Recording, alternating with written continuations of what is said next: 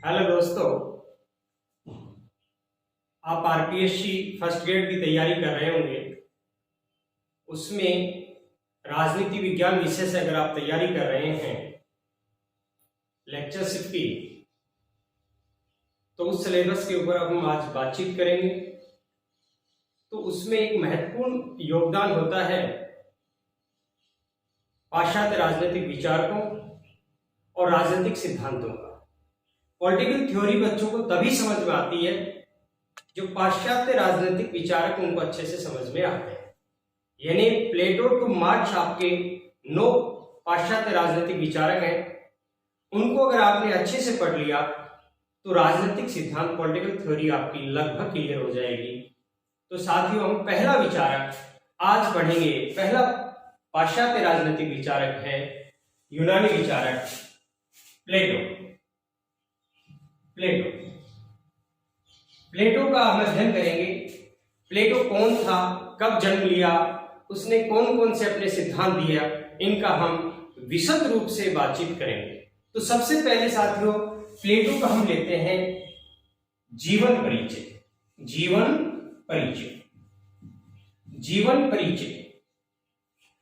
परिचय में सबसे पहले हम लेते हैं साथियों कि प्लेटो का जन्म देखिए, प्लेटो का जन्म 428 ईसा पूर्व यानी ईस्वी से पूर्व ईसा पूर्व हुआ। 428 साल 428 ईसा पूर्व इनका जन्म होता है। इनकी साथियों मृत्यु होती है 347 ईसा पूर्व। ये इनका जीवन काल है। 428 ईसा पूर्व इनका जन्म हुआ, 347 ईसा पूर्व करीब 81 साल के थे तब इनकी मृत्यु हो गई। अब देखिए इनका जन्म है साथियों, इनका जन्म कहां हुआ, इनका जन्म स्थान कौन सा था, तो इनका जन्म यूनान में हुआ। कहां पर हुआ साथियों? यूनान में हुआ। और यूनान में उस समय क्या थे? नगर राज्य थे। बहुत से छोटे छोटे सिटी स्टेट थे, नगर राज्य थे, नगर राज्य। और उनमें एक नगर राज्य था साथियों एथेंस। तो आप कह सकते हो प्लेटो का एथेंस नगर राज्य में जन्म हुआ। देखिए साथियों, इनके पिता का नाम था एरिस्टोन इनके पिता का नाम था। और प्लेटो एक कुलीन वर्ग यानी शाही परिवार में जन्म लिया था, क्योंकि एरिस्टोन का संबंध वहां के राज परिवार से था। राज परिवार यानी जो एथेंस में जो राज परिवार था, जो राजा था, उसका वंशज था, उस वंश से संबंधित था एरिस्टोन। तो आप पिता की ओर से देखते हैं तो प्लेटो एक शाही यानी कुलीन परिवार का बच्चा है। इसी प्रकार से इनकी माता का नाम पेरिकटी योने था। और पेरिकटी योने भी बहुत ही शाही वंश से थी।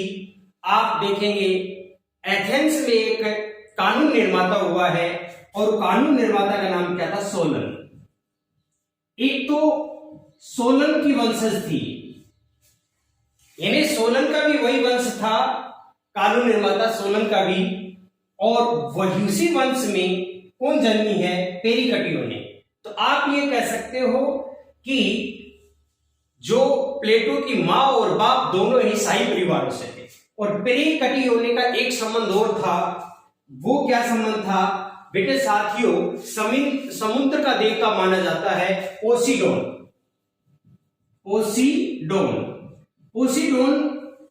समुद्र का देवता है। किसका है? समुद्र का देवता।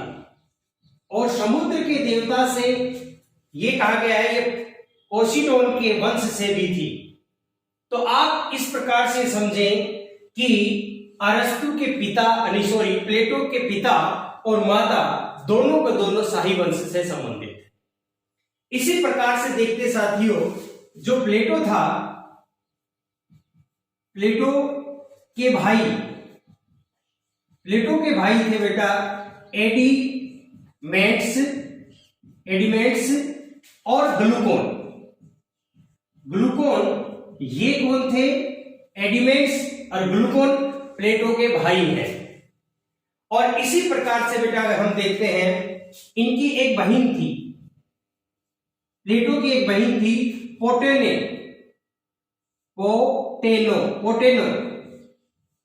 पोटेनो नाम की एक इनकी बहन थी। इस प्रकार से हमने प्लेटो का एक जीवन परिचय देखा है साथी, जिसमें उसके जन्म हो रहा है 428 ईसा पूर्व में, मृत्यु हो रही 347 ईसा पूर्व में। उनका जन्म स्थान है यूनान में एक नगर राज्य एथेंस। उनके पिता का नाम है एरिस्टोन, जो कि शाही राज परिवार से उनका संबंध है।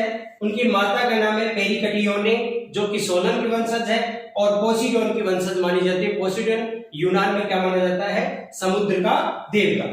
प्लेटो के भाई हैं दो, एडिमेंट्स और ग्लूकोन, और प्लेटो की बहन है पोटेनो। इनको आप चाहो तो नोट कर सकते हो, मैं दोबारा रिपीट कर रहा है।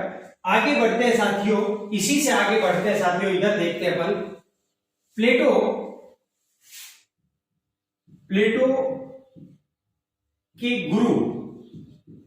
के गुरु थे साथी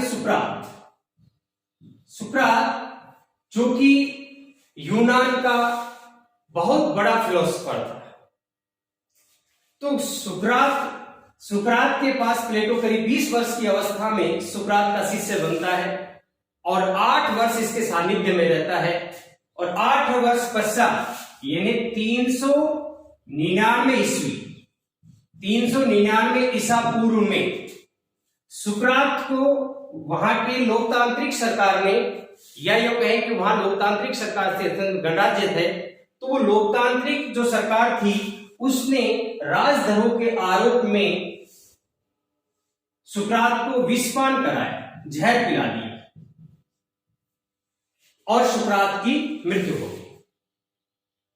तो इससे बहुत ज्यादा आहत हो गया कौन, प्लेटो, क्योंकि एक गुरु के प्रति अपनी अगाध श्रद्धा रखता था अपने गुरु के प्रति। और इसी वजह से आगे चलकर देखेंगे साथियों कि प्लेटो के विचारों में लोकतंत्र एक बुरा शासन व्यवस्था है, भ्रष्ट शासन व्यवस्था है, एक निकृष्ट शासन व्यवस्था है, क्योंकि इसका मानना था इस शासन व्यवस्था ने मेरे गुरु को विषपान कराया, मेरे गुरु को दंडित किया। इस प्रकार से इसलिए ये लोकतंत्र को अज्ञानियों का शासन कहता है, मूर्खों का शासन कहता है। चलो आगे बढ़ते हैं साथियों। यहां पर जब फिर इसके गुरु को विषपान करा दिया, जहर दे दिया, तो प्लेटो एथेंस छोड़ देता है।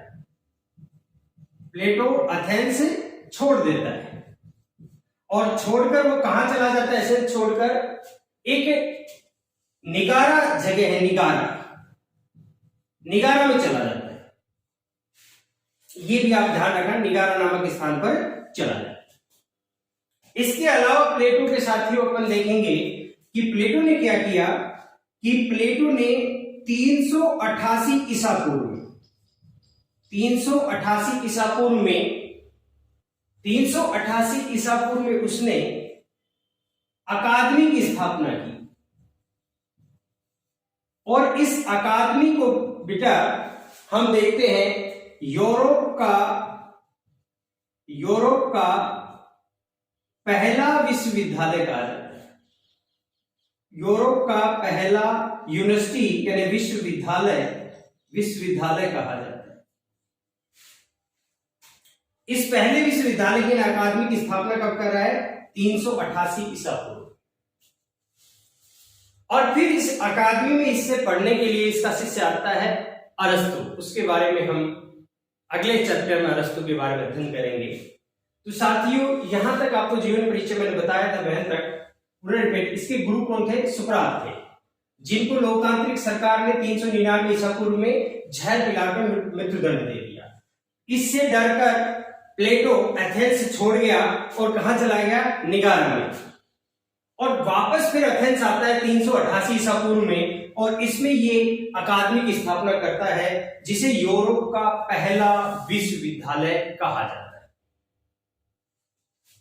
आशा करता हूं साथियों, चाहो तो आप इसका स्क्रीनशॉट ले सकते हैं। फिर आगे बढ़ते हैं।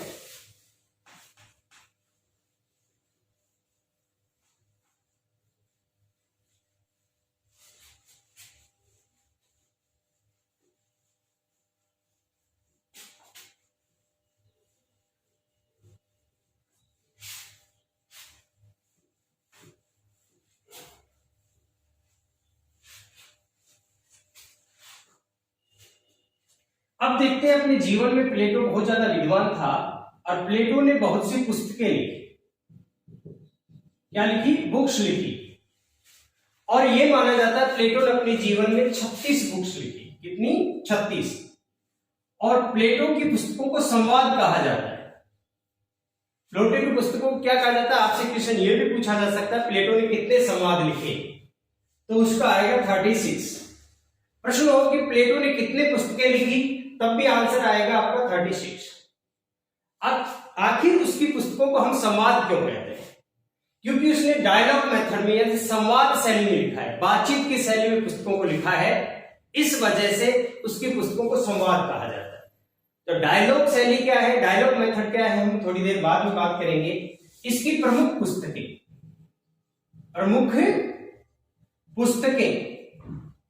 प्रमुख पुस्तकें कौन कौन सी हैं? जैसे साथियों अपन देखेंगे अपोलॉजी, इसी प्रकार से क्रीटो,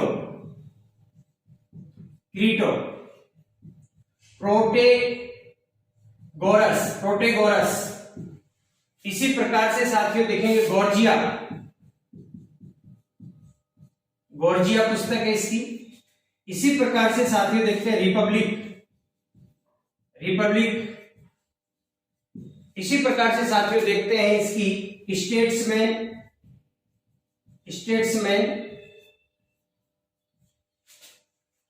और साथियों इसकी पुस्तक है लॉज। ये कुछ इसकी और भी बहुत सी महत्वपूर्ण पुस्तकें हैं, लेकिन ज्यादा महत्वपूर्ण पुस्तकें ही हैं। और इन तीन में अगर सबसे महत्वपूर्ण राजनीति विज्ञान के विद्यार्थियों के लिए ये है रिपब्लिक, स्टेट्समैन, लॉज, क्योंकि इसके राजनीतिक जो विचार हैं वो इन्हीं पुस्तकों में मिलते हैं। इसलिए राजनीति विज्ञान के विद्यार्थी के लिए ये पुस्तकें तो जरूर समझ में आनी चाहिए और इन पुस्तकों के अंदर क्या क्या लिखा है वो भी उसे पता होना चाहिए। देखिए अपोलॉजी का महत्व यह है कि इसका महात्मा गांधी है ना, जो अपना महात्मा गांधी है, बापू है, महात्मा गांधी ने गुजराती में अनुवाद किया। प्रश्न पूछा जाए महात्मा गांधी ने गुजराती में प्लेटो की किस रचना का अनुवाद किया, तो अपोलॉजी का। गुजराती भाषा में किया था, महात्मा गांधी ने किया। इसी प्रकार से साथियों अगर हम इसकी रिपब्लिक देखते हैं तो रिपब्लिक के लिए देखिए साथियों अपने जो भारत के राष्ट्रपति में है डॉक्टर जाकिर हुसैन ने इसका उर्दू में अनुवाद किया है। किसमें? उर्दू में अनुवाद किया है। और किस नाम से किया है? रियासत। उर्दू में रियासत नामक रचना लिखी, वो किसका अनुवाद है? रिपब्लिक का है। इसी प्रकार से साथियों देखते हैं जो स्टेट्समैन है, इसमें संविधानों का वर्गीकरण दिया है। इसमें सरकारों का या संविधानों का वर्गीकरण दिया है। देखिए संविधानों के वर्गीकरण के लिए इसका शिष्य अरस्तु बहुत ज्यादा प्रसिद्ध है और अरस्तु ने भी सही पूछो उसमें थोड़ा बहुत मॉडिफिकेशन किया है, लेकिन स्टेट्समैन में जो प्लेटो ने संविधानों को वर्गीकरण दिया है उसी को अरस्तु ने आगे बढ़ाया है। तो अपन ये भी कह सकते हैं कि अरस्तु से पहले संविधानों का वर्गीकरण किसने दिया, तो उसका साथियों आंसर बनेगा प्लेटो ने दिया।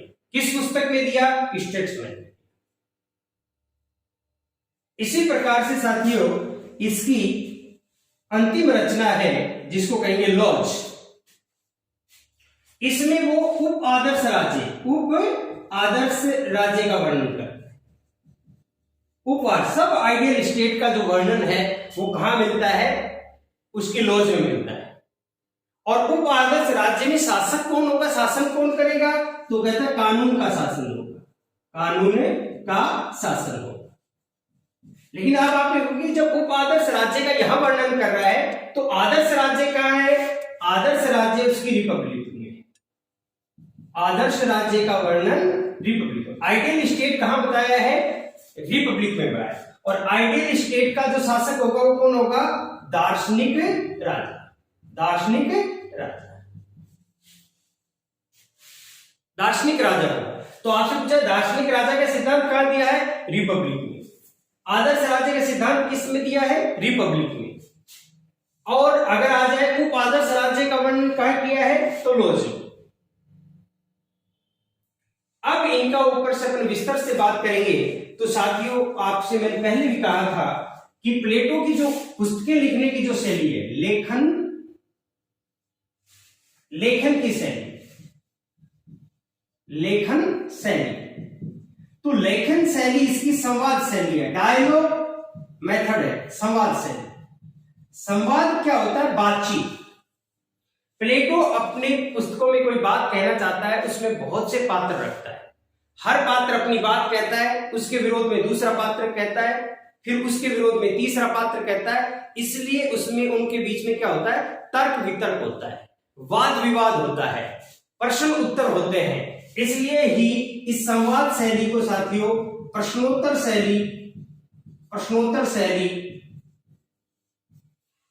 शैली, संवाद शैली, डायलॉग मेथड या वार्तालाप शैली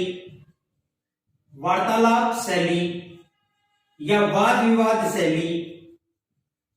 विवाद शैली या इसे तर्क वितर्क शैली कई नामों से जाना जाता है। बातचीत की जाती है इसमें, और बातचीत के द्वारा अपनी बात को समझाया जाता है। लेकिन ये प्रश्नोत्तर शैली के जनक नहीं है, ये प्लेटो की मौलिक शैली नहीं है। प्लेटो ने ये शैली किससे ली है? प्लेटो ने ये शैली अपने गुरु सुकरात से ली है, सुकरात से। इसलिए प्रश्नोत्तर शैली के जनक कौन कहलाते हैं? सुकरात कहलाते हैं।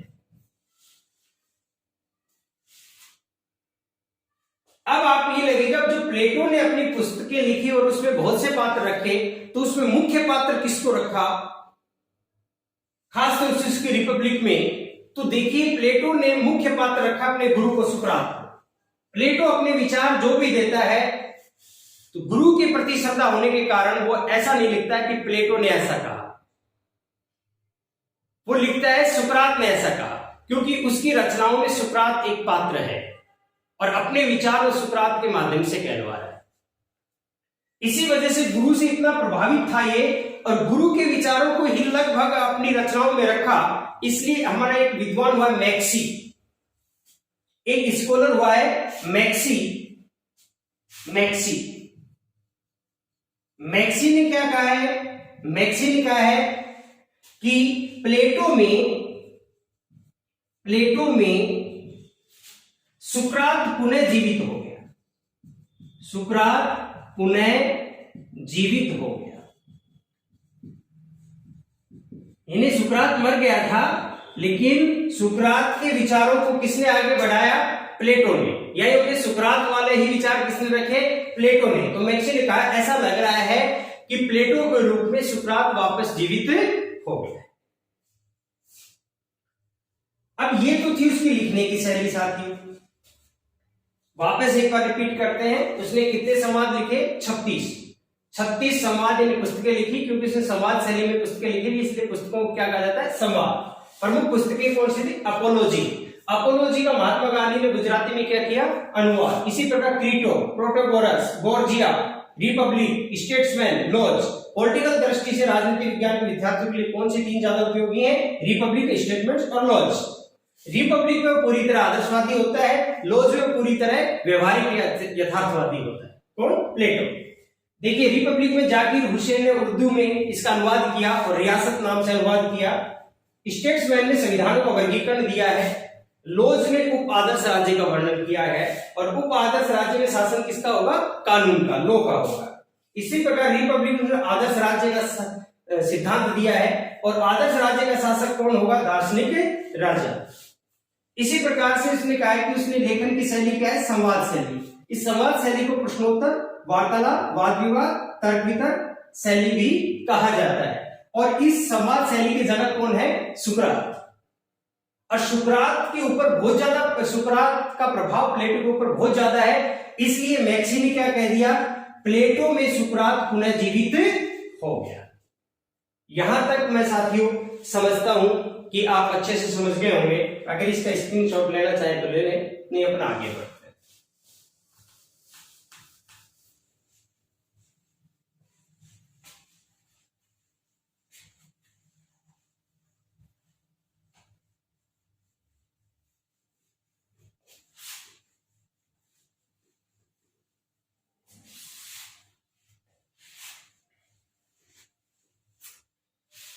अब देखिए कि साथियों, प्लेटो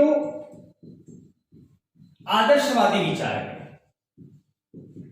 आदर्शवादी विचारक, आदर्शवादी विचारक किसे कहा जाता है? जो क्या है के ऊपर बल नहीं देते हैं, अपने अध्ययन में किस पे बल देते हैं? क्या होना चाहिए, अर्थात कल्पना करते हैं। ये क्या करते हैं? क्या होना चाहिए, उस पर बल देते हैं, चाहे वो चीज संभव ही मत हो जीवन में, लेकिन वो कहते हैं ऐसी होनी चाहिए, चाहे इम्पॉसिबल हो लेकिन होनी ऐसी ही चाहिए। इनसे पूछा जाए क्या ये पॉसिबल है, ये कहेंगे पॉसिबल है या नहीं हमें नहीं मालूम, लेकिन होनी ऐसी चाहिए। तो ये पूरी तरह काल्पनिक होते हैं, और इसी वजह से साथियों ये बहुत अधिक काल्पनिक होते हैं। ये यथार्थवादी चिंतन नहीं करते हैं। यथार्थवादी विचार किसका चिंतन करते हैं?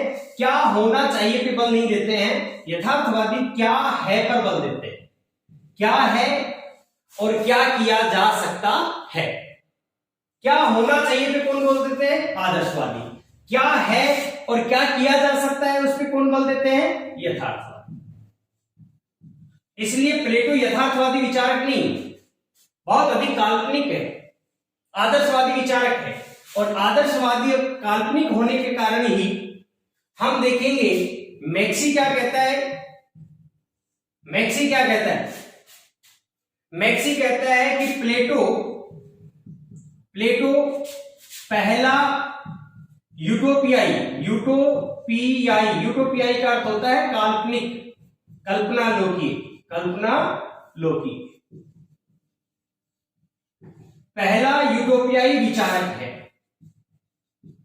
पहला यूटोपियाई विचारक, ऐसा किसने माना? पहला काल्पनिक विचारक है, कल्पनाओं में गोता लगाने वाला है, कल्पना लोकीय है, अर्थात यूटोपियाई विचारक है। ऐसा किसने माना है? मैक्सी। इसी प्रकार से साथियों देखते हैं कि प्लेटो प्रत्ययवादी विचारक है। प्रत्ययवादी विचारक, प्रत्ययवादी विचारक किसको कहते हैं साथी? प्रत्ययवादी विचारक उसको कहते हैं जो सृष्टि के मूल में विचार यानी प्रत्यय को मानता है। विचार यानी प्रत्यय को मानता है। वो कहता है इस सृष्टि का मूल क्या है? प्रत्यय है, विचार है, अर्थात पदार्थ की बजाय चेतना शक्ति ज्यादा महत्वपूर्ण है।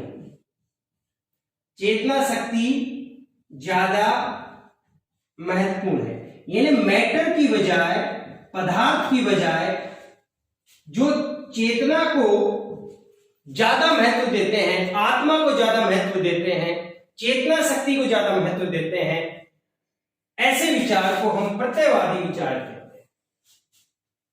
और आगे चल के हम बहुत से प्रत्ययवादी विचारक देखेंगे, यानी क्योंकि जो आदर्शवादी विचारक होते हैं वो प्रत्ययवादी विचारक होते हैं।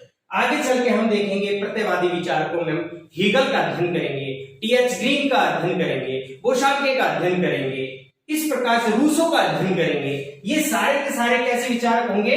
आदर्शवादी विचारक, यानी प्रत्ययवादी विचारक। इसके ठीक अगर हम जो मैटर को ज्यादा महत्वपूर्ण मानते हैं, जैसे हॉब्स पदार्थ को ज्यादा महत्वपूर्ण मानता है, इसलिए हॉब्स भौतिकवादी विचारक है। इसी प्रकार से हम मार्क्स को देखेंगे, वो भी चेतना शक्ति की बजाय पदार्थ को ज्यादा महत्व देगा, मैटर को ज्यादा महत्व देगा, इसलिए हम कार्ल मार्क्स को भी भौतिकवादी विचारक के रूप में रखेंगे। आशा करता हूं ये आपको समझ आएगा प्लेटो कैसा है? आदर्शवादी विचारक है। और आदर्शवादी विचारक किस पे बल देते हैं? क्या होना चाहिए, अर्थात वो कल्पना करते हैं। इसीलिए मैक्सी ने क्या कहा? प्लेटो पहला यूटोपियाई विचारक है, कल्पना लोकीय विचारक है। और प्लेटो कैसा विचारक है? प्रत्ययवादी विचारक। अब देखिए साथियों, हम प्लेटो का महत्व इसी से समझ सकते हैं। 2-3 विद्वानों ने प्लेटो के ऊपर अपनी टिप्पणी की है उससे प्लेटो का महत्व साबित होता है, और उसके बाद में हम प्लेटो की थ्योरी को पढ़ेंगे, एक एक सिद्धांतों को पढ़ेंगे। तो सबसे पहले आते हैं साथियों, प्लेटो के लिए एक इमर्सन विद्वान है, इमर्सन ने क्या लिखा है? इमर्सन लिखा है प्लेटो दर्शन है, प्लेटो फिलॉसफी है, और दर्शन प्लेटो है। ये कहते हैं एक दूसरे का पर्याय है। प्लेटो जो कह रहा है वो दर्शन है, और जो दर्शन है वो अपने आप में प्लेटो है। यानी कहते हैं इनको अलग नहीं कर सकते। यानी इसका महत्व साबित हो रहा है कि प्लेटो का दर्शन में कितना ज्यादा महत्व कहता है कि चाहे आप प्लेटो पढ़ रहे हो तो यानी दर्शन, और दर्शन पढ़ रहे हो तो यानी प्लेटो पढ़ रहे हो, इनमें कोई अंतर नहीं। इसी प्रकार से एक व्हाइट हेड एक विद्वान हुए हैं, और उन्होंने प्लेटो के बारे में क्या कहा है? उन्होंने कहा है कि जो यूरोपीय चिंतन है ना, यूरोप में जितना भी चिंतन हुआ है, यूरोपीय चिंतन कुछ नहीं है, कुछ नहीं है। तो कुछ नहीं है तो है क्या?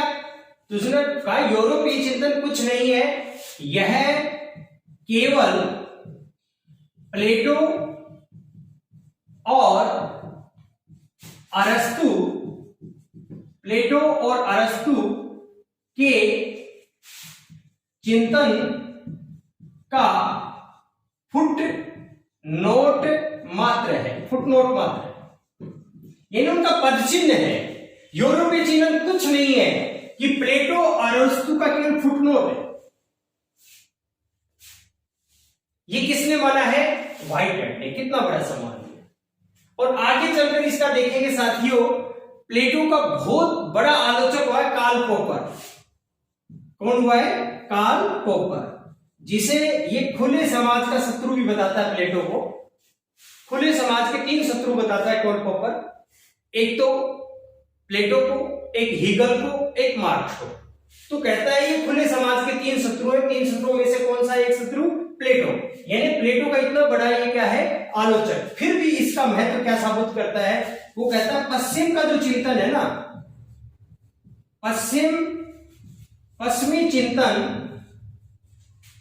में या तो कोई, यानी कोई भी विचारक है पश्चिम का, वो या तो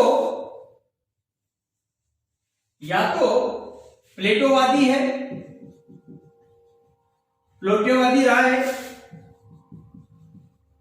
या फिर प्लेटो विरोधी रहा है, प्लेटो विरोधी रहा है, शायद ही कभी कोई गैर प्लेटोवादी हुआ हो, गैर प्लेटोवादी रहा। देखिए कितनी अच्छी बात कही है कार्ल पोपर ने। कहता है पश्चिमी यानी वेस्टर्न जो फिलोसफी है उसमें कोई भी विद्वान है जो लिख रहा है, जो सिद्धांत लिख रहा है, जो दर्शन लिख रहा है, उसमें या तो वो प्लेटोवादी रहा है, प्लेटो से प्रभावित रहा है, या वो प्लेटो का विरोधी रहा है। पर ऐसा नहीं हो सकता कि गैर प्लेटोवादी रहा है। यानी गैर प्लेटोवादी ऐसा नहीं हो सकता, प्लेटो को इग्नोर नहीं कर सकता, या तो उसके पक्ष में लिखेगा या फिर उसके विपक्ष में ही लिखेगा। इस प्रकार साथियों इन कोटेशन से हमें यह पता लगता है कि प्लेटो का महत्व क्या है। उसके आलोचक भी इसकी इंपोर्टेंस को समझ रहे। वापस एक बार दोहराता हूं, फिर अपन प्लेटो के न्याय सिद्धांत को पढ़ेंगे। तो उससे पहले आते हैं साथियों, इमर्सन ने क्या कहा? प्लेटो दर्शन है, दर्शन ही प्लेटो है। ये किसने कहा? इमर्सन ने। व्हाइटहेड ने क्या कहा? यूरोपीय चिंतन कुछ नहीं है, यह केवल प्लेटो और अरस्तु के चिंतन का फुटनोट मात्र है।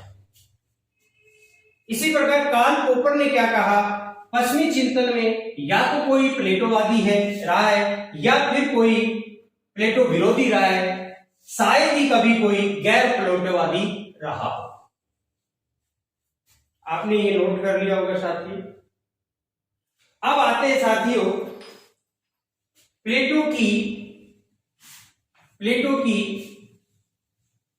पद्धति, प्लेटो के अध्ययन की पद्धति।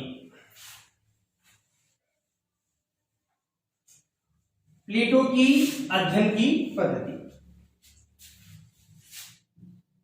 प्लेटो के अध्ययन की पद्धति, मेथड ऑफ स्टडी, अध्ययन की पद्धति, और वो है साथियों निगमन पद्धति, निगमनात्मक पद्धति। अब देखिए साथियों निगमन पद्धति क्या होती है, और इसके एक विरोधी पद्धति है आगमन पद्धति कहते हैं जिसको। आगमन पद्धति के समर्थक कौन है, अपनाने वाले कौन है? इसके शिष्य अरस्तु। प्लेटो ने कौन सी अध्ययन पद्धति आई है? निगमनात्मक पद्धति। निगमन पद्धति क्या होती है? पहले निष्कर्ष होता है, निष्कर्ष यानी सार, निचोड़, और फिर हम क्या देते हैं? एग्जाम्पल देते हैं, उदाहरण देते हैं। यानी निष्कर्ष से सामान्य की ओर चल। निष्कर्ष यानी निष्कर्ष क्या है? अपने आप में सार है, इसलिए सामान्य है, जनरलाइजेशन है। सामान्य से हम किस ओर चलते हैं? विशिष्ट की ओर,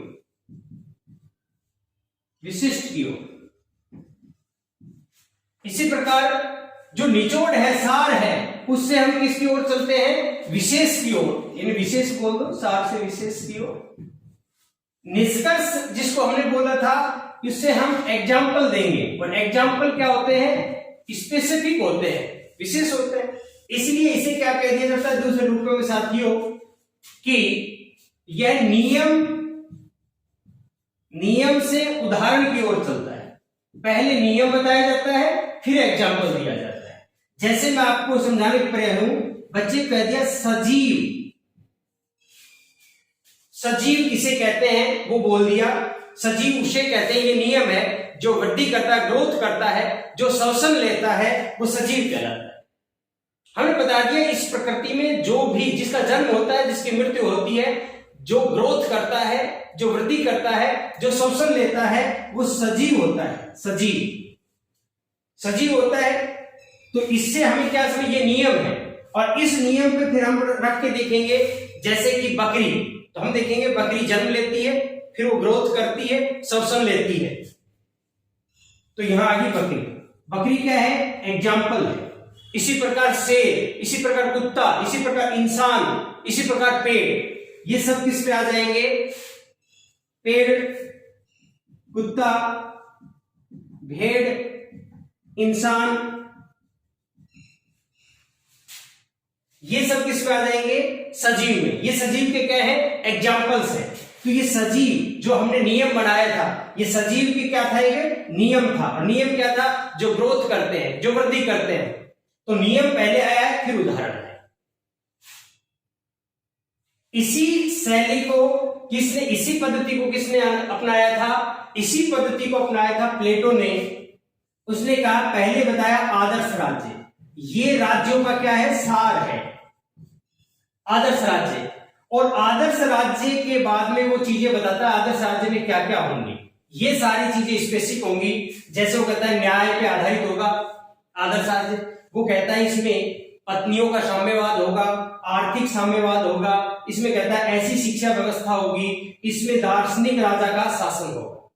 ये सारी विशेषताएं बताता है। ये एग्जाम्पल्स है, ये उसकी विशिष्ट बातें हैं, विशिष्ट बातें हैं। और ये उसका क्या है? आदर्श राज्य। तो कहता है आदर्श राज्य की, उसने इस आदर्श राज्य की क्या कर ली साथियों? कल्पना कर ली।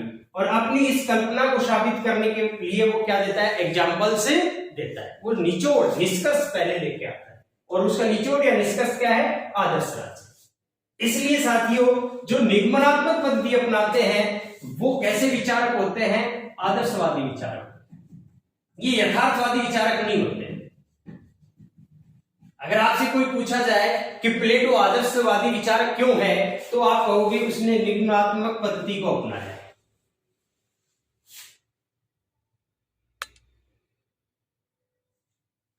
यहां तक मैं साथी साथ ही साथियों प्लेटो ने किस अध्ययन पद्धति को अपनाया? निगमात्मक। निगमात्मक अध्ययन पद्धति को कौन अपनाते? आदर्शवादी विचार। इसलिए प्लेटो भी कैसा विचार है? आदर्शवादी। निगमात्मक में क्या है? पहले निष्कर्ष होते हैं, सार होता है, सामान्य होता है, इसलिए ये सामान्य से किस ओर चलती है? विशिष्ट ओर, अर्थात नियम से उदाहरण की ओर।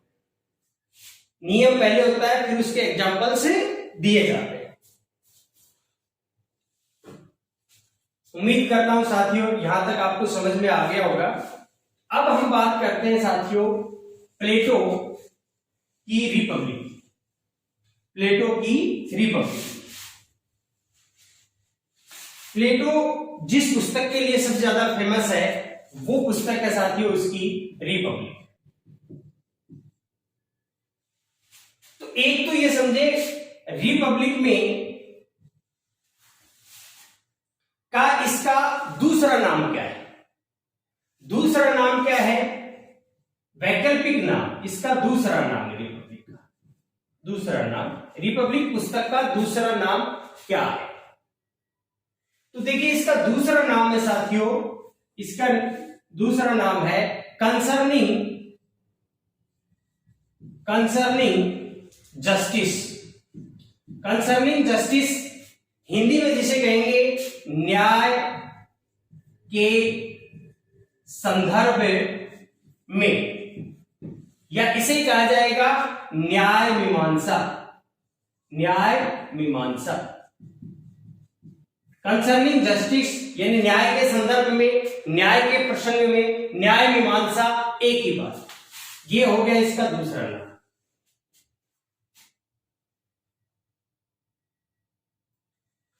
अब प्रश्न उठता है कि ये जो रिपब्लिक है इसमें प्लेटो ने किन किन सिद्धांतों को दिया है?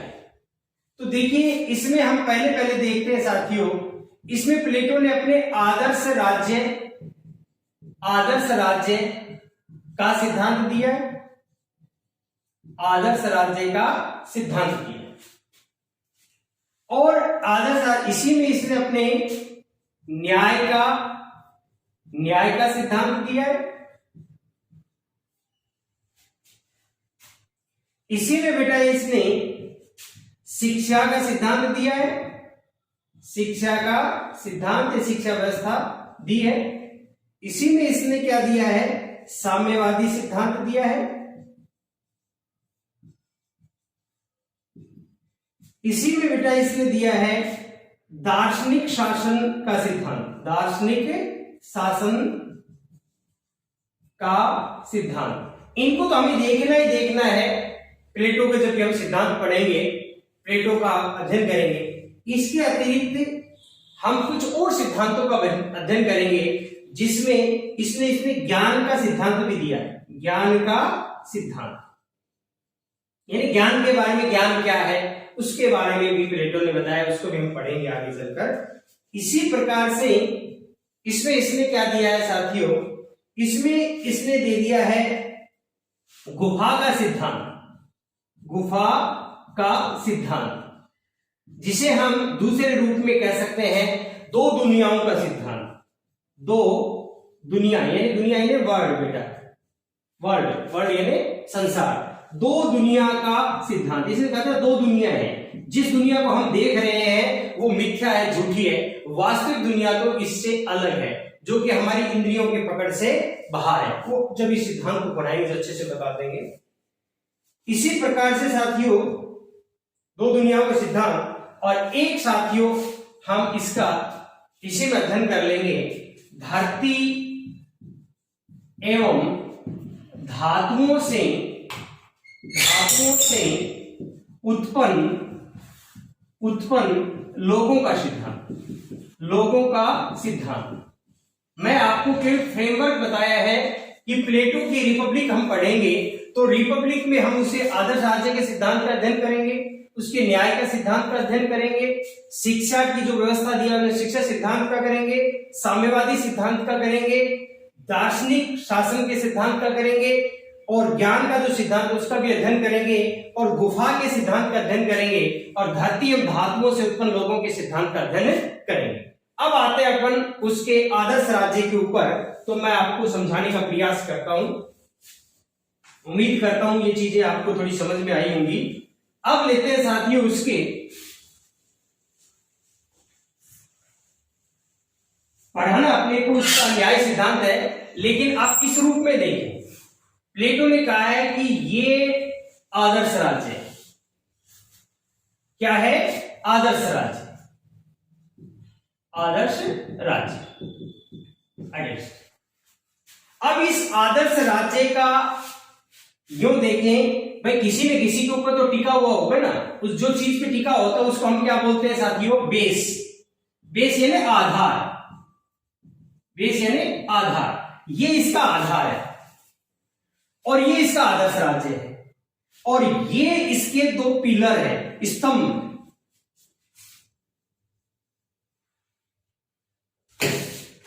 तो अब यहां देखते हैं साथियों, अगर प्लेटो की सीधी थ्योरी में आपसे पूछा जाए कि प्लेटो का जो आदर्श राज्य है किस पर टिका हुआ है, उसका आधार क्या है, तो उन्होंने कहा है, प्लेटो ने कहा उसके आदर्श राज्य का आधार जस्टिस है, न्याय। यानी न्यायपूर्ण जो राज्य है वही आदर्श राज्य होगा। तो बेस आपसे क्वेश्चन ये पूछा जाएगा कि प्लेटो ने अपने आदर्श राज्य का आधार किसे माना है, तो उसका आंसर बनेगा न्याय। फिर ये दो पिलर जो मैंने आपको दिखाए हैं, स्तंभ दिखाए हैं, इनको हम बोलेंगे आधार, आधार स्तंभ, खंबे, आधार स्तंभ। तो आधार स्तंभ उसने कितने बता दिए हैं? 2 आधार स्तंभ। और उसने कहा आधार स्तंभ ये 2 कौन से हैं? एक तो उसने बताई है शिक्षा व्यवस्था, शिक्षा व्यवस्था, और एक उसने बताई है साम्यवादी व्यवस्था।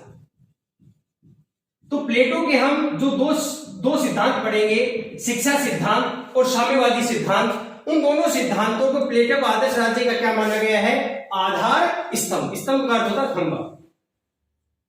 तो अगर प्रश्न आ जाए प्लेटो के आदर्श राज्य के आधार स्तंभ है, एक तो साम्यवाद और एक उसका शिक्षा, और प्रश्न आता है प्लेटो का आदर्श राज्य का आधार, केवल आधार पूछा जाए, तब आएगा न्याय।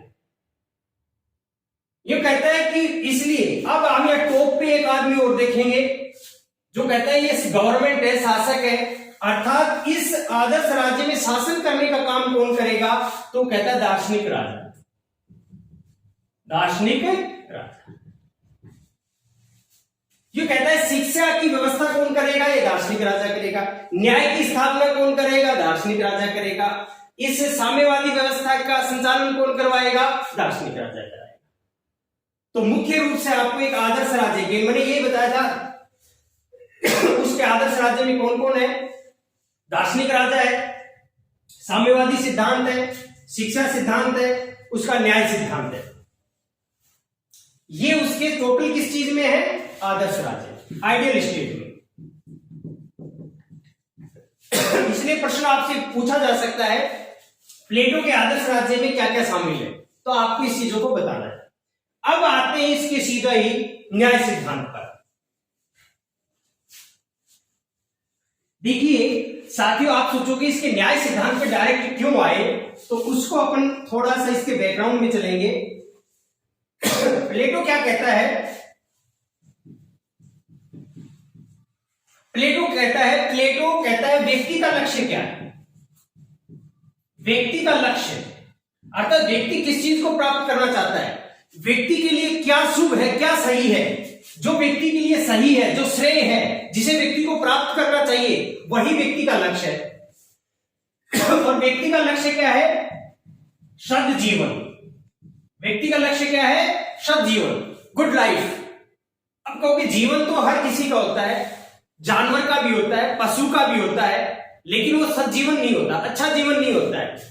तो प्लेटो कहता है मनुष्य के लिए कैसा जीवन चाहिए? अच्छा जीवन चाहिए। तो फिर वो कहता है राज्य है, राज्य का क्या लक्ष्य है?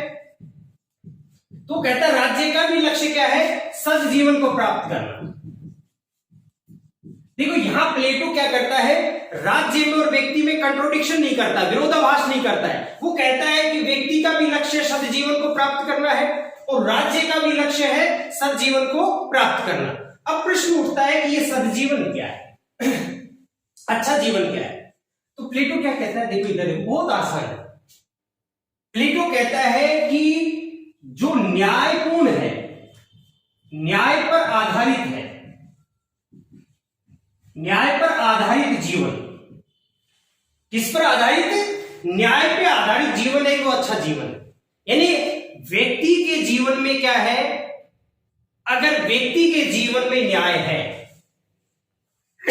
तो व्यक्ति का सज्जीवन है, अच्छा जीवन है। राज्य में अगर न्याय की स्थापना है तो राज्य भी सज्जीवन वाला राज्य है, यानी अच्छा राज्य है। आप समझ में आ गया होगा कि उसने कहा है कि सज्जीवन किस पे आधारित होगा? सज्जीवन क्या है? जो न्याय पे आधारित है, या सरल शब्दों में कहूं, न्यायपूर्ण जीवन।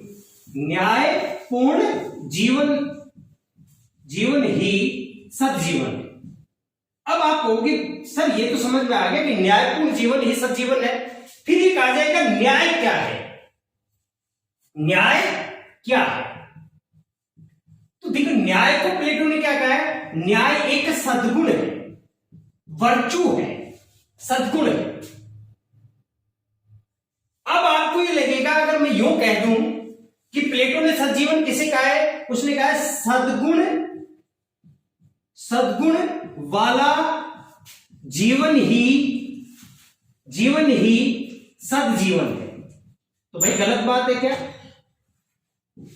भाई न्याय क्या है? न्याय सद्गुण है और न्याय सद्गुण है और न्याय पे आधारित जीवन सद्जीवन है। तो हम ये कह सकते हैं सद्गुण पर आधारित जीवन सद्जीवन है। इसलिए कहते हैं ये सद्गुण है ना, ये महत्वपूर्ण है। अब प्रश्न उठेगा ये सद्गुण क्या है? सद्गुण क्या है?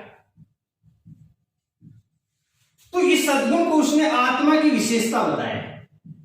आत्मा की विशेषता, आत्मा का गुण बताया है, आत्मा की विशेषता बताया है।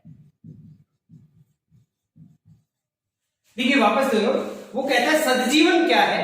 वो कहता है सद्जीवन वो है जिसके जीवन में न्याय होती है, वो सज्जीवन होता है।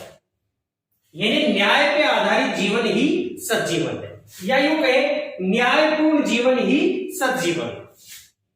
फिर प्रश्न उठता है कि न्याय क्या है? तो प्लेटो ने न्याय को क्या माना है? सद्गुण माना है। तो हम यूं कह सकते हैं सद्गुण पर आधारित जीवन ही सज्जीवन है। अब प्रश्न उठता है कि आखिर ये सद्गुण क्या है? तो उसने कहा ये आत्मा की विशेषता है, आत्मा का एक गुण है। यहां तक मैं उम्मीद करता हूं साथियों आपको समझ में आ गया होगा। सद्गुण और न्याय दोनों अटैच हो गए हैं, क्योंकि न्याय क्या है? सद्गुण है। इसलिए प्लेटो के अगर सीधा प्रश्न आ जाए कि प्लेटो के रिपब्लिक का विवेच्य विषय क्या है? प्लेटो के रिपब्लिक का विवेच्य विषय, रिपब्लिक का विवेच्य विषय यानी चिंतन का मूल विषय क्या है? किस टॉपिक पर सबसे ज्यादा चिंतन किया गया है, किस पे फोकस किया गया है? विवेच्य विषय क्या है? न्याय। न्याय क्यों? क्योंकि उसने कहा है कि आदर्श राज्य का आधार क्या है? न्याय। इसलिए उसके विवेचन का सबसे महत्वपूर्ण बिंदु क्या हो गया है? न्याय। इसलिए रिपब्लिक का दूसरा नाम क्या होगा? Concerning justice. अब न्याय के लिए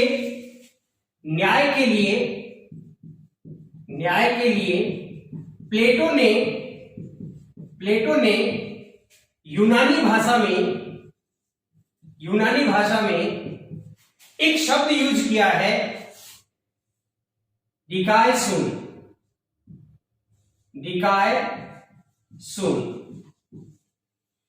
डिकायसून शब्द यूज किया है। यह पूछ लिया जाए कि प्लेटो ने न्याय के लिए यूनानी भाषा में किस शब्द का यूज किया है? डिकायसून। और इस डिकायसून का अंग्रेजी समानार्थी शब्द क्या होता है? अंग्रेजी भाषा का इसका समानार्थी शब्द होता है जस्टिस यानी न्याय।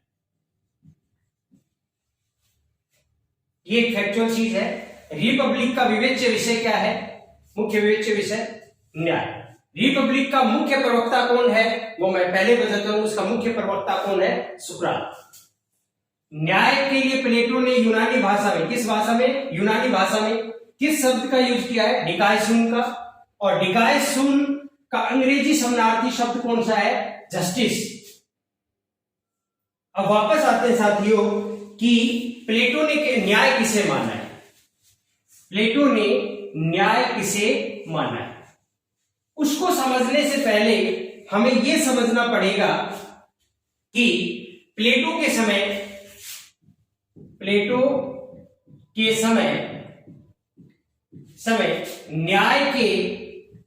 न्याय के तीन सिद्धांत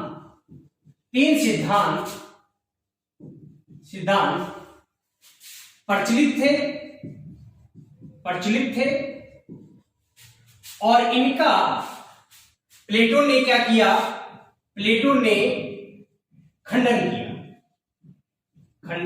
किया। पहले प्लेटो अपने समय के जो न्याय सिद्धांत चल रहे थे उनका खंडन करता है। कैसे करता है अपन साथियों देखते हैं। यहां देखिए, ये एक व्यक्ति है, प्लेटो का मानना है, और इसका नाम है सिफालस। क्या नाम है? सिफालस। ये एक व्यक्ति है जिसका नाम है पॉलीमार्कस। ये एक व्यक्ति है जिसका नाम है थ्रेसीमेकस। और यह एक साथी है जिसको अपन क्या कहेंगे? कैलिक्लीज।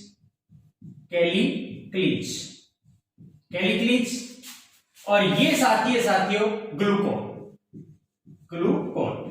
जो कि ग्लूकोन मैंने बताया था प्लेटो का क्या है साथियों? भाई। ये रिपब्लिक के पात्र है साथियों, और एक जगह बैठे हैं।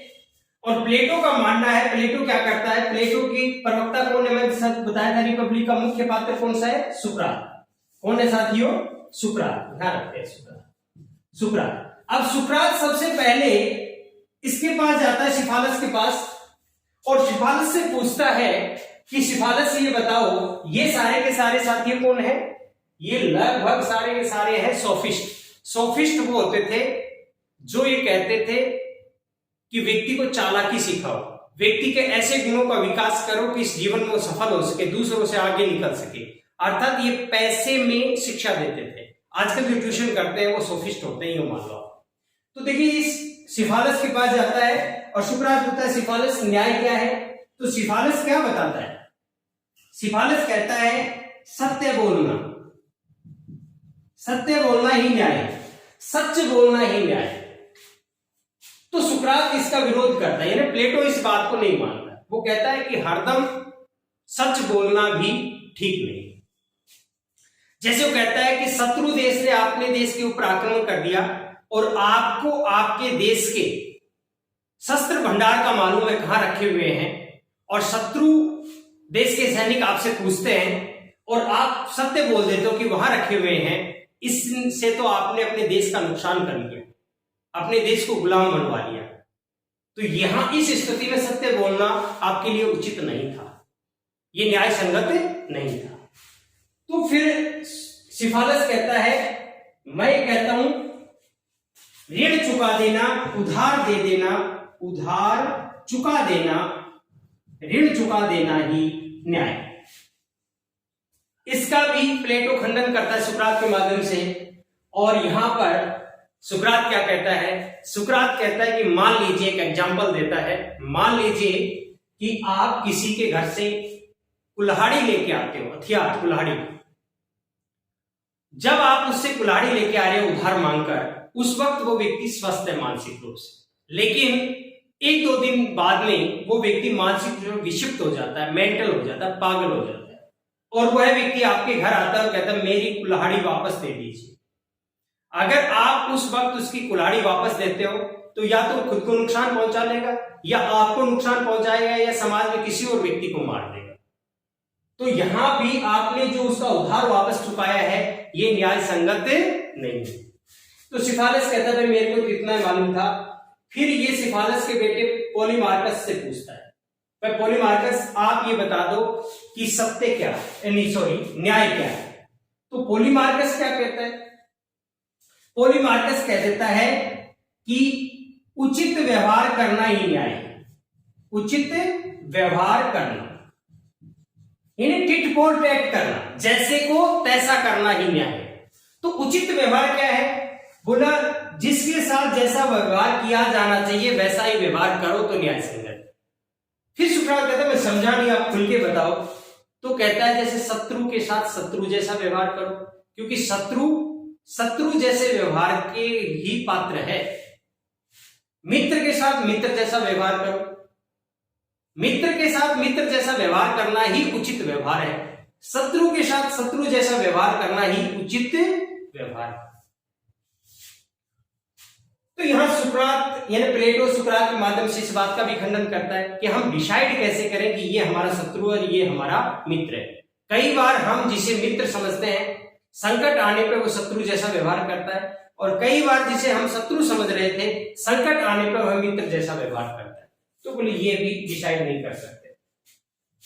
फिर प्लेटो सुकरात के माध्यम से थ्रेसिमेकस से पूछता है, थ्रेसिमेकस को कहता है भाई न्याय क्या है?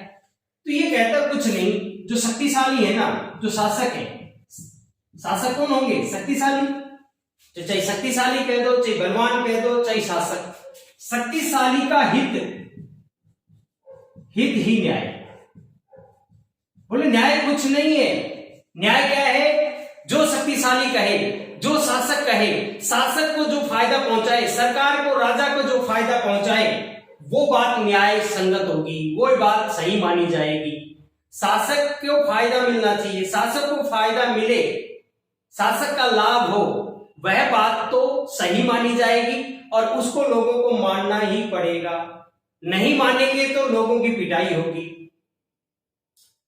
इसलिए इसे कहा जिसकी लाठी उसकी भैंस, जिसकी लाठी उसकी भैंस। बोलो न्याय क्या है? जिसकी लाठी उसकी भैंस, अर्थात जिसके पास पावर है, अर्थात जो राजा है उसके पास पावर है, उसकी बात नहीं मानोगे तो जनता को दंडित किया जाएगा। इसलिए जनता दंड के भय से उस शक्तिशाली की बात को सही मान लेती है, चाहे वो बात सही मत हो। तो शक्तिशाली या शासक के हित या लाभ को बढ़ाने वाली बात ही क्या है? न्याय है। ऐसा किसने कहा है?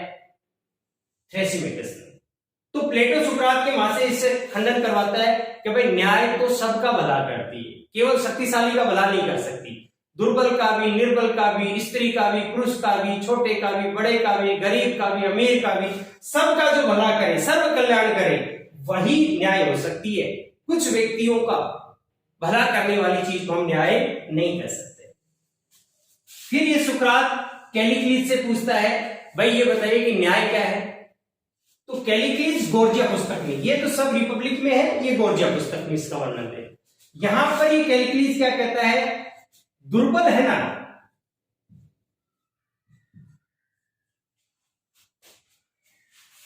दुर्बलों की व्यवस्था, दुर्बलों की व्यवस्था ही न्याय है। जो कमजोर लोग हैं, वो मजबूर हैं, वो विवश है, किसकी बात मानने के लिए? शक्तिशाली की बात मानने के लिए। क्योंकि उन्हें मालूम है ये दुर्बल लोग ये कहते हैं हमारी मजबूरी है, हम अगर ये मजबूरी न हो, अगर हमें दंड न दिया जाए तो हम इस बात को कभी नहीं मानते। लेकिन क्यों मान रहे हैं? इसलिए मान रहे हैं अगर नहीं मानेंगे तो हमें पीटा जाएगा, कूटा जाएगा। तो कैलिक्लीज की बात, थ्रेसिमेकस की बात को कैलिक्लीज ने आगे बढ़ा दिया। थ्रेसिमेकस ने क्या कहा? शक्तिशाली का हित ही लाभ ही न्याय है। तो इसने कहा दुर्बलों की व्यवस्था ही, व्यवस्था यानी मजबूरी, दुर्बलों की, कमजोरों की मजबूरी ही न्याय। तो इस बात का भी सुकरात ने खंडन कर दिया कि नहीं नहीं भाई, न्याय मजबूरी नहीं हो सकती, न्याय तो एक गुण है और वो भी आत्मिक गुण है। फिर ये अपने भाई ग्लूकोन से पूछता है कि भाई न्याय क्या है? तो ग्लूकोन दो कोटेशन देता है साथियों। ग्लूकोन कहता है न्याय भय का शिशु, न्याय भय का शिशु, भय का शिशु है, न्याय भय का शिशु है। अब प्रश्न बनेगा कि न्याय भय का शिशु है तो कैसे? अर्थात ग्लूकोन ने कह रहे हैं न्याय किससे उत्पन्न हुआ है? न्याय डर की वजह से उत्पन्न हुआ है। वो कहता है जब कोई कानून नहीं था, कोई राज्य नहीं थी, कोई व्यवस्था नहीं थी, तो लोग जंगल के राज में जी रहे थे। जंगल में कैसे होता है, एक शक्तिशाली जानवर कमजोर जानवर को खा जाता है, फिर और ज्यादा शक्तिशाली आता है, इस शक्तिशाली को खा जाता है, फिर और ज्यादा शक्तिशाली होता है, उसको खा जाता है। यानी किसी का भी जीवन सुरक्षित नहीं, सभी लोग डरे हुए हैं, सभी जानवर डरे हुए हैं, क्योंकि जो शक्तिशाली है उसे इस बात का डर है कि तेरे से ज्यादा शक्तिशाली आकर तुझे मार सकता है। इस अराजक स्थिति से व्यक्ति भयभीत है, और भयभीत थे तो इन लोगों को यह समझ में आया कि हम लोग इकट्ठा होते हैं और हम कुछ ऐसे नियम और शर्तें बनाते हैं, और उन नियम और शर्तों को सबको मानना पड़ेगा। अगर उन नियमों और शर्तों को नहीं मानोगे तो वापस अराजकता आ जाएगी। तो ये नियम और शर्तें किसकी वजह से बने हैं, डर की वजह से। इसलिए ये नियम और शर्तें ही क्या है, ये नियम और शर्तें ही क्या है, न्याय है। और इन नियम और शर्तों को, नियम और शर्तें न्याय है, और ये नियम और शर्त किससे बने हैं, डर से बने हैं। इसलिए क्या है कि न्याय भय का शिशु। और इन नियम और शर्तों को बनाने के लिए लोग क्या हुए, इकट्ठे हुए हैं और एग्रीमेंट किया है, समझौता किया है। तो ये दूसरी क्वेश्चन देता है, न्याय समझौते का परिणाम, अनुबंध समझौते, न्याय समझौते का परिणाम। न्याय भय का शिशु है। हो सकता है ग्लूकोन आपको वहां नहीं दिख रहा हो, मैं थोड़ा इधर कर देता हूं। ग्लूकोन क्या कहता है, न्याय समझौते का परिणाम है, या न्याय भय का शिशु है, भय से उत्पन्न हुआ है। यहां भी सुकरात यानी प्लेटो सुकरात के माध्यम से खंडन करवा देता है कि भाई तूने न्याय को भारी वस्तु मान लिया, बाह्य वस्तु मान लिया, जबकि न्याय बाह्य वस्तु नहीं है। न्याय तो एक आंतरिक गुण का, एक आत्मिक सद्गुण का नाम है। इसलिए साथियों, इन सभी व्यक्तियों के विचारों का प्लेटो ने क्या कर दिया, खंडन कर दिया। लेकिन सिफालस को और पोलीमार्कस को किस सिद्धांत से, न्याय के किस सिद्धांत में रखेंगे हम, परंपरागत या परंपरावादी न्याय सिद्धांत, परंपरावादी न्याय सिद्धांत। देखिए, प्लेटो के समय में न्याय के 3 सिद्धांत प्रचलित थे, मैं पहले बताया था। पहला सिद्धांत है परंपरावादी सिद्धांत, और परंपरावादी सिद्धांत है 2 विद्वान इसके समर्थक है, सिफालस और पोलीमार्कस। दूसरा सिद्धांत है न्याय का, जिसे कहा जाता है उग्रवादी या क्रांतिकारी न्याय का सिद्धांत, क्रांतिकारी न्याय का सिद्धांत। उग्रवादी या क्रांतिकारी न्याय के सिद्धांत से 2 जुड़े हुए साथियों, थ्रेसिमेकस और कैलिक्लीज। थ्रेसिमेकस और कैलिक्लीज किससे संबंधित है, उग्रवादी या क्रांतिकारी न्याय के सिद्धांत से। मैंने कहा था परंपरावादी न्याय सिद्धांत का प्लेटो ने खंडन कर दिया था, उग्रवादी न्याय के सिद्धांत का प्लेटो ने खंडन कर दिया। और तीसरा न्याय का सिद्धांत है जिसे साथियों कहा जाता है संविदावादी या अनुबंधवादी। अनुबंध या संविदा एक ही बात होता है, कॉन्ट्रैक्ट। संविदावादी, या इसे कहा जाता है न्याय का व्यवहारिक या यथार्थ सिद्धांत।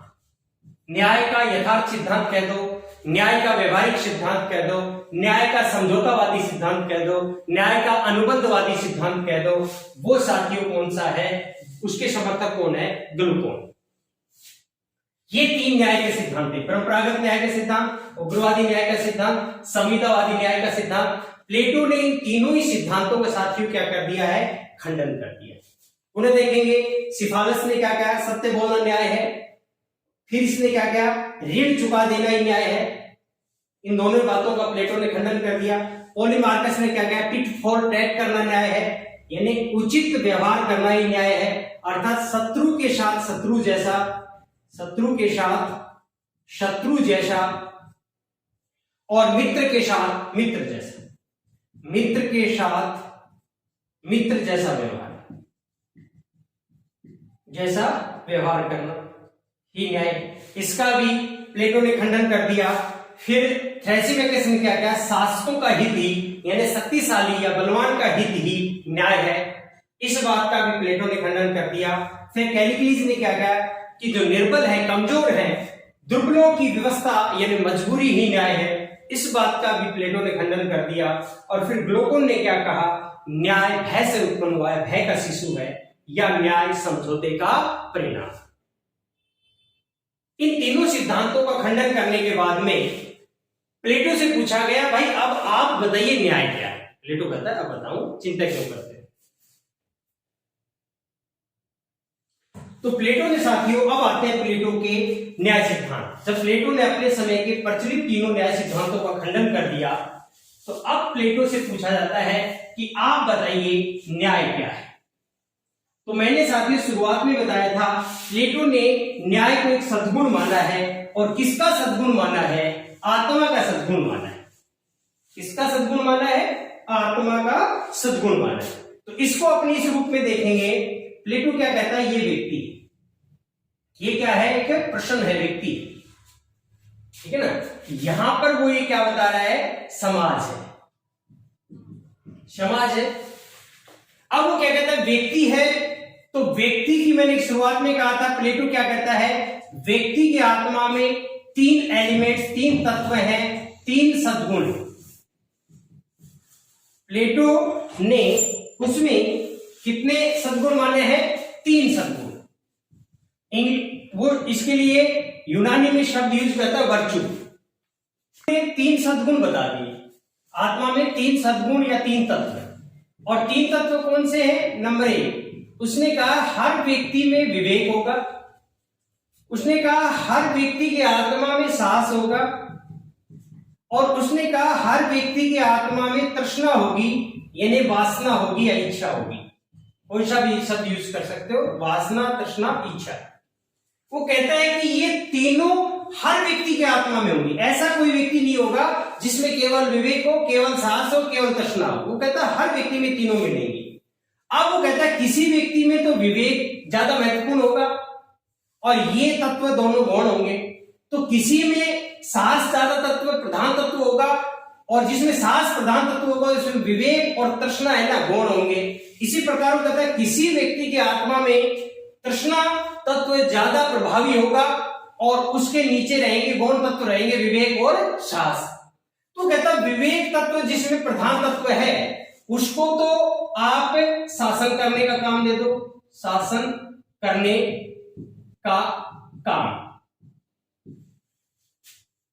इसी प्रकार से वो कहता है जिसमें साहस तत्व है उसको रक्षा करने का काम दे दो, रक्षा करने का काम। और वो कहता है कि जिसमें वासना या इच्छा है उसे आप उत्पादक कार्य दे दो, अर्थात उसे व्यापारी बना दो या किसान बना दो या मजदूर बना दो या फिर कोई और उत्पादक कार्य में लगा दो। उत्पादन का कार्य दे दो, प्रोडक्टिव कार्य दे दो। तो आपने देखिए इस व्यक्ति को शासन करने का काम इसलिए दिया है कि उसकी आत्मा में प्रधान तत्व क्या था? विवेक। इसको रक्षा करने का काम इसलिए दिया है कि उसका प्रधान तत्व क्या था? साहस। आपने इसको उत्पादन का कार्य में क्यों लगाया इस व्यक्ति को? क्योंकि उसकी आत्मा में वासना या इच्छा तत्व ज्यादा प्रधान तत्व था। इस वजह से साथियों प्लेटो ने बड़े सरल भाषा में कहा है जिस व्यक्ति में की आत्मा में जो प्रधान तत्व है, प्रधान सद्गुण है, उसी के अनुरूप उसको काम दे देना ही न्याय है। अगर आप उस व्यक्ति को, उसमें विवेक तत्व है, प्रधान तत्व है, और आपने उसे बना दिया व्यापारी, तो कहता व्यापार को डुबाएगा, क्योंकि उसमें वो कौशल है ही नहीं, उस कार्य को बेहतर ढंग से नहीं कर सकता, क्योंकि उस कार्य को करने के लिए वो बना ही नहीं है, क्योंकि वो तो शासन करने के लिए बना था, और आपने बना दिया व्यापारी, तो व्यापार को डुबाएगा, क्योंकि उसमें वो कौशल ही नहीं है, उसमें वो सद्गुण ही नहीं है। इसलिए वह उसके साथ क्या नहीं है, हम क्या कर रहे हैं? अन्याय कर रहे हैं। न्याय कब करेंगे? अगर उसमें जो कुशलता है, उसमें जो कौशल है, उसमें जो सद्गुण है, उसी के अनुसार उसको काम दे देंगे, तब तो उसके साथ हम न्याय कर रहे हैं, अन्यथा न्याय कर रहे हैं। इसी को साथियों प्लेटो ने क्या कह दिया है? व्यक्तिगत न्याय। व्यक्तिगत न्याय, व्यक्तिगत न्याय से तात्पर्य समझ गए होंगे कि आत्मिक गुण के अनुसार ही उसे कार्य देना। उसके आत्मा में जो सद्गुण है उसके अनुरूप अगर आपने उसको भूमिका या कार्य दे दी तो उस व्यक्ति के साथ न्याय है। इसको उसने क्या कहा है? व्यक्तिगत न्याय। अब वो समाज में देखिए, समाज में साथियों तीन वर्ग मानता है। क्या मानता है? तीन वर्ग। वो कहता है तीन वर्ग बनेंगे कैसे? वो कहता है जिन जिन व्यक्तियों में विवेक तत्व प्रधान है उसको आप दार्शनिक वर्ग में शामिल कर दो। ऐसे हो सकते हैं, कितने भी आदमी हो सकते हैं। जिस जिस व्यक्ति में विवेक तत्व ज्यादा है उसको हमने दार्शनिक वर्ग में शामिल कर दिया, जिन जिन में साहस तत्व ज्यादा प्रधान है उसको हमने सैनिक वर्ग में शामिल कर दिया, सैनिक वर्ग में, और जिनमें इच्छा या तृष्णा तत्व ज्यादा है उसको हमने उत्पादक वर्ग में शामिल कर दिया। तो देखिए अब पूरे लोग 3 वर्गों में आ गए समाज में, दार्शनिक वर्ग में, सैनिक वर्ग में और उत्पादक वर्ग में। अब प्लेटो क्या कहता है कि अगर दार्शनिक वर्ग अपना काम करे, इसका काम क्या है? शासन करने का। सैनिक वर्ग अपना काम करे, इसका कार्य क्या है? रक्षा करने का। उत्पादक वर्ग अपना काम करे, इसका कार्य क्या है? उत्पादन करने का। प्रत्येक वर्ग अपना काम करे, दूसरे वर्ग के कार्यों में हस्तक्षेप न करे। क्या नहीं करे? इंटरफेयर नहीं करे, दखल नहीं दे, हस्तक्षेप नहीं करे, प्रत्येक वर्ग अपना कार्य करे। तो इसको ही प्लेटो ने साथियों कहा है सामाजिक न्याय, सोशल जस्टिस, सामाजिक न्याय। अब प्लेटो ने न्याय के कितने रूप बता दिए साथियों? 2, व्यक्तिगत न्याय और सामाजिक न्याय। अब इसी की कोटेशन आती है साथियों प्लेटो के बारे में। प्लेटो ने क्या कहा है? राज्य, यहां लिख देता हूं मैं, राज्य व्यक्ति का बड़ा या बृहत रूप है। यानी किसका बड़ा रूप है? व्यक्ति का। अब बच्चे इसको रटते रहते हैं कि भाई किसने कोटेशन दी है? भाई प्लेटो ने दी है। देखिए व्यक्ति के आत्मा में 3 तत्व है, विवेक, साहस, तृष्णा। ये विशेषताएं कहां मिल रही है? समाज में। समाज और राज्य में प्लेटो अंतर नहीं करता, जहां समाज कह रहा है वो राज्य है, राज्य कह रहा है वो समाज है। तो देखिए यहां समाज में कितने वर्ग हैं? 3, दार्शनिक वर्ग, सैनिक वर्ग, उत्पादक वर्ग। जो विशेषताएं हमें व्यक्ति के आत्मा में मिलती है वही विशेषताएं हमारे समाज में 3 वर्गों के रूप में मिलती हैं। ये सूक्ष्म रूप में है, ये बृहत रूप में है, बड़े रूप में। इसलिए कहा गया व्यक्ति का बड़ा रूप ही क्या है? राज्य है, समाज। इसे माना है प्लेटो ने। अब देखिए साथियों केवल 2 मिनट में हम इसकी समरी करेंगे प्लेटो के न्याय सिद्धांत की। आप ये देखेंगे आधुनिक समय में अगर हम न्याय देखते हैं, आधुनिक समय में हम न्याय देखते हैं तो हमारे मन में विचार क्या उठता है? एक न्यायाधीश होगा, एक न्यायालय होगा, कोर्ट होगा, कचहरी होगा, उसमें वकील होंगे, आपस में जिरे करेंगे, फिर न्यायाधीश क्या करेगा कि भाई कानून के माध्यम से उन्हें सजा देगा, पनिशमेंट देगा। यानी कानून और दंड दोनों। हमने प्लेटो की न्याय पढ़ी, उसमें कहीं दंड का शब्द आया? नहीं आया। कहीं कानून शब्द आया? नहीं आया। प्लेटो की न्याय का आधार क्या है? तो हम पढ़ेंगे प्लेटो की न्याय की विशेषताएं। तो आप सबसे पहले नंबर 1 में प्लेटो ने न्याय को क्या माना है? मैंने कहा न्याय क्या है? सद्गुण। तो प्लेटो ने क्या कहा है कि इसका न्याय सद्गुण पर आधारित। प्लेटो का न्याय सद्गुण पर आधारित। इसी प्रकार हम कह सकते हैं प्लेटो का न्याय सद्गुण पर आधारित है। तो प्लेटो की न्याय किस पर आधारित है? नैतिकता। प्लेटो की न्याय नैतिकता पर आधारित है। नैतिकता पर आधारित तो हम ये भी कहेंगे प्लेटो का न्याय किस पे आधारित नहीं है? विधि यानी कानून पर आधारित नहीं है। कानून पर आधारित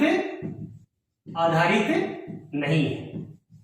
प्लेटो की न्याय में कहीं कानून का उल्लेख नहीं है। इसी प्रकार से प्लेटो की न्याय क्या है? आत्मिक गुण है।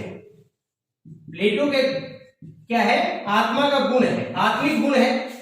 और आत्मिक गुण है तो ये क्या है? आंतरिक है। प्लेटो का न्याय कैसा है? आंतरिक है। प्लेटो का न्याय कैसा है? आंतरिक है। इसे हम कह लेते हैं प्लेटो का न्याय बाह्य नहीं है, बाह्य नहीं। इसी प्रकार से हम देखेंगे जब प्लेटो की न्याय को हमने आंतरिक मान लिया तो हम कहेंगे प्लेटो का न्याय कैसा है? प्राकृतिक है। प्राकृतिक है, स्वाभाविक है, नेचुरल है, प्राकृतिक है, स्वाभाविक है प्लेटो का न्याय। अर्थात प्लेटो का न्याय कृत्रिम नहीं है, बनावटी नहीं है। प्लेटो का न्याय कृत्रिम नहीं है। आपकी कॉन्सेप्ट क्लियर होती जा रही है, मान रहा हूं। और इसी प्रकार से हम देखेंगे प्लेटो के न्याय में साथियों हमने क्या देखा है? वो हमने प्लेटो के कहा है कि प्रत्येक वर्ग अपना कार्य करेगा। तो कार्य हम देखेंगे इसमें कार्यों का विभाजन, कार्य विभाजन। प्लेटो का न्याय का आधार क्या है? कार्य विभाजन। इसी प्रकार से प्लेटो के जो वर्ग बताए हैं, दार्शनिक वर्ग, सैनिक वर्ग, उत्पादक वर्ग, प्रत्येक वर्ग का कार्य अपने आप में अलग है, यूनिक है, स्पेसिफिक है। तो कार्य विशेषीकरण, कार्य विशेषीकरण पर आधारित है। प्लेटो का न्याय किस पर आधारित है? कार्य विशेषीकरण पर आधारित। पहले तो हमने कामों का डिवाइडेशन किया और फिर काम क्या है? स्पेसिफिक है, उस कार्य में उसे कुशलता प्राप्त होनी चाहिए। इसी प्रकार से साथियों अपन आगे बढ़ते हैं और उसमें एक फोस्टर नामक विद्वान ने, कौन? फोस्टर। फोस्टर ने प्लेटो की न्याय को क्या माना है? प्लेटो की न्याय को उन्होंने कहा है आर्किटेक्ट के आधार पर, रचना प्रकल्प मूलक, रचना प्रकल्प मूलक माना है। रचना प्रकल्प मूलक का तात्पर्य क्या है? यानी जैसे एक वास्तुकार नहीं होता साथियों, वास्तुकार एक भवन को डिजाइन करता है तो उसमें अलग अलग मिस्त्री लगे होते हैं, कोई टाइल बिछाता है, कोई रोशनदान लगाता है, कोई खिड़की लगाता है, कोई कुछ करता है, कोई छत डालता है, कोई लेंटर डालता है।